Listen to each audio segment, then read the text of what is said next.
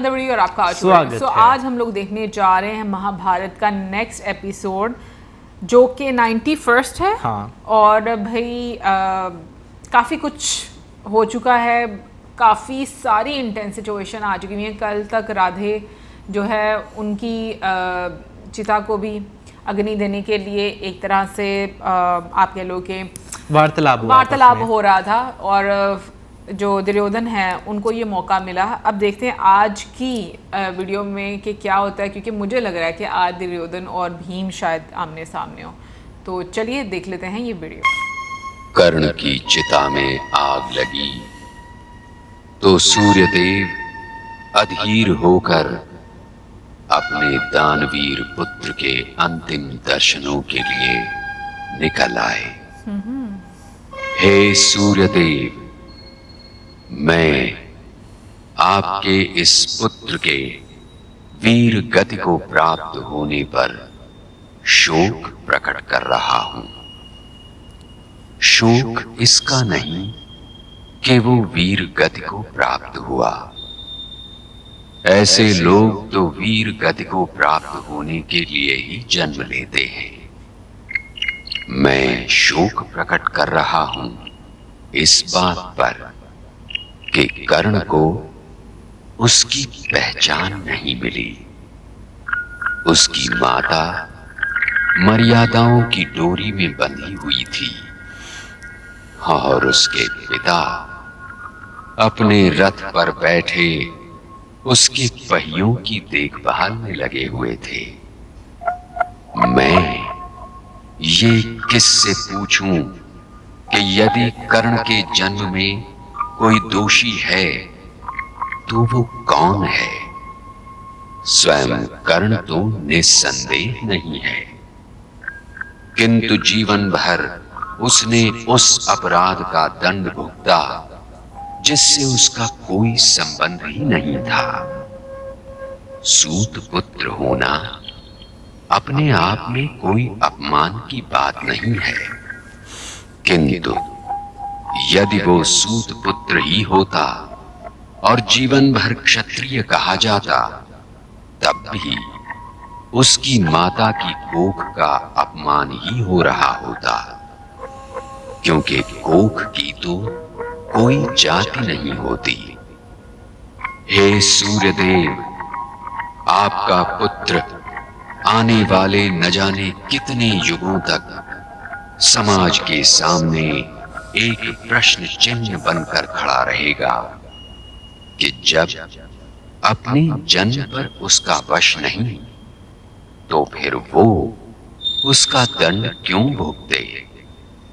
और कभी न कभी आपको और कुंती को किसी और रूप, किसी और शक्ल, किसी और नाम के साथ समाज की आंखों में आंखें डालकर ये कहना पड़ेगा कि ये बालक नदी में नहीं बहाया जाएगा, क्योंकि ये अनाथ नहीं है।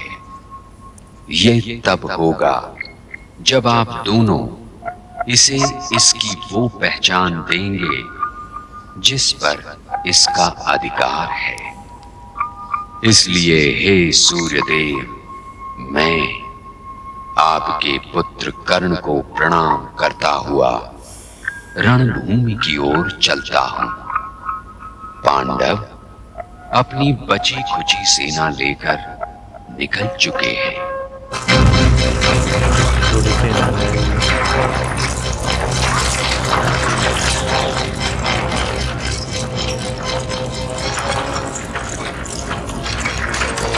इनके सेनापति दूसरी में अभी तक है ना?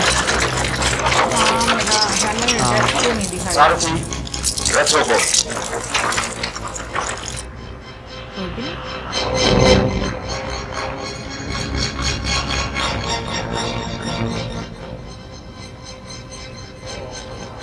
ये तो बड़े आश्चर्य की बात है। कौरव सेना शिविर से बाहर क्यों नहीं निकल रही है? तो हम उनके शिविर की ओर चले चलते हैं बड़े भैया। लगता है दुर्योधन अपने शिविर से भाग गया है। दुर्योधन में 1000 दोष हो सकते हैं युवराज धृष्टद्युम्न, किंतु वो कायर नहीं है, महावीर है। वो या तो जीत कर रणभूमि छोड़ेगा या फिर वीर गति को प्राप्त होगा। वीर शत्रुओं का भी अपमान नहीं करना चाहिए प्रधान सेनापति। आपका मतलब है कि हमें यहाँ खड़े खड़े उनकी प्रतीक्षा करनी चाहिए, क्यों देवकी नंदन? हो सकता है वो संधि के विषय में सोच रहा हो। हे धृष्टद्युम्न, यदि आज भी संधि हो जाए तो ज्येष्ठ पिताश्री बिल्कुल अकेले रहने से बच जाएंगे। सैनिक, दुर्योधन के विषय में समाचार लेकर आओ। जो आज्ञा। क्या हुआ? पता नहीं। मेरी समझ में यह नहीं आता कि अब ये दुर्योधन चला कहां गया। और यदि कहीं जाना ही था तो किसी को प्रधान सेनापति नियुक्त करके जाना चाहिए था। बिना सेनापति कौरव सेना शिविर से बाहर नहीं निकल सकती। आचार्य, आप ही किसी को सेनापति नियुक्त कर दीजिए। नहीं, मुझे इसका अधिकार नहीं। तो क्या आप चाहते हैं कि हम पांडव सेना को अपने शिविर में घुसाने दें? युधिष्ठिर ऐसा नहीं करेगा। किंतु आप ही हमारे सेनापति क्यों नहीं बन जाते? सेनापति बना नहीं जाता कृतवर्मा, सेनापति बनाया जाता है। क्या आप ये चाहते हैं कि हम लोग यहाँ बैठे बैठे उस अंतिम अपमान की प्रतीक्षा करें जब पांडव सेना यहाँ घुस आएगी? मैंने तुमसे कहा ना वत्स, युधिष्ठिर धर्म का प्रतीक है। वो दुर्योधन के जीवन काल में यहां नहीं आएगा। वो या तो वहीं रणभूमि में उसकी प्रतीक्षा करेगा या फिर वहां जाएगा जहां दुर्योधन है।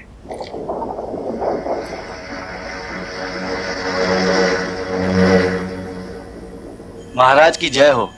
ये आर्किटेक्ट जानता है कि युवराज दुर्योधन कहाँ छिपे हैं। महाराज की जय हो। मैंने सूर्योदय से पहले युवराज को सरोवर में प्रवेश करते देखा था महाराज। तो क्या उसने आत्महत्या की आकेटक? नहीं महाराज, लक्षण आत्महत्या के तो नहीं थे। चिंता न कीजिए बड़े भैया, वो निपुण मायावी भी है। वो जानता है कि अब उसके पास योद्धा नहीं रहे। यदि आप अपनी सेना के बाकी योद्धाओं को रणभूमि से हटा भी लें तब भी आप 5 हैं और वो केवल 4। स्वयं दुर्योधन, अश्वत्थामा, कृतवर्मा और कुलगुरु कृपाचार्य। इसलिए वो अवश्य ही सरोवर में विश्राम करने गया होगा। रथ सरोवर की ओर ले चलो सारथी।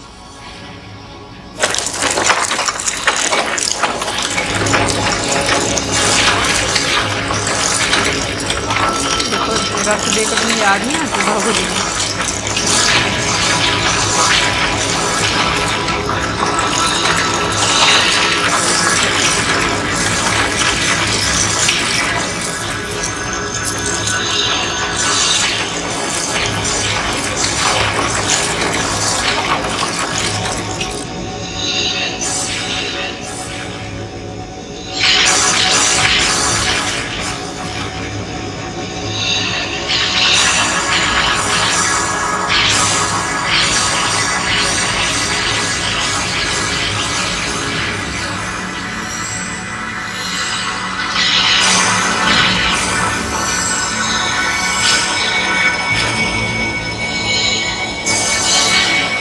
पानी वाला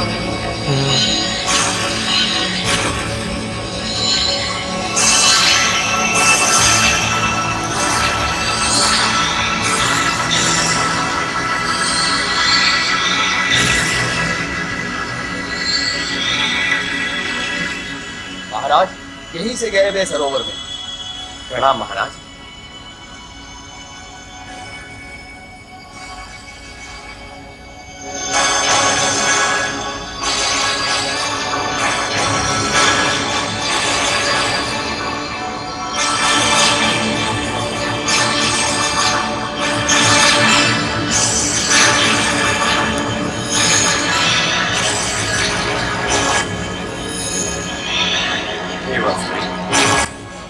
मैं विजय के इस पल में एक अनूठे आनंद के साथ साथ एक निर्दय उदासी का अनुभव भी कर रहा हूं। ये भला कौन सोच सकता था कि जिस शक्तिशाली सेना में पितामह भीष्म, गुरुवर द्रोणाचार्य, कुलगुरु कृपाचार्य, गुरु पुत्र अश्वत्थामा, महावीर ज्येष्ठ भ्राता कर्ण, कृतवर्मा, गंधा नरेश, मद्र नरेश और स्वयं अनुज दुर्योधन जैसे महावीर थे, उस सेना का अंत इस सरोवर के किनारे यूं अकेला और असहाय खड़ा दिखाई देगा? नहीं बड़े भैया, नहीं। जब तक दुर्योधन जीवित है तब तक आप विजय से उतनी ही दूर हैं जितनी दूर इस युद्ध के आरंभ के दिन थे। इसलिए अपने हृदय को पिघलने न दीजिए बड़े भैया, और उन वीरों को याद करके अपनी आंखों में आंसू भी न आने दीजिए जो इस रणभूमि में वीर गति को प्राप्त हुए हैं। विजय अंतिम लक्ष्य नहीं है बड़े भैया, अंतिम लक्ष्य है एक स्वस्थ, उज्जवल और नवीन समाज की स्थापना, और यही धर्म है। हे नरेश, अपने कर्म का हाथ पकड़कर धर्म की उस चरम सीमा की ओर बढ़िए।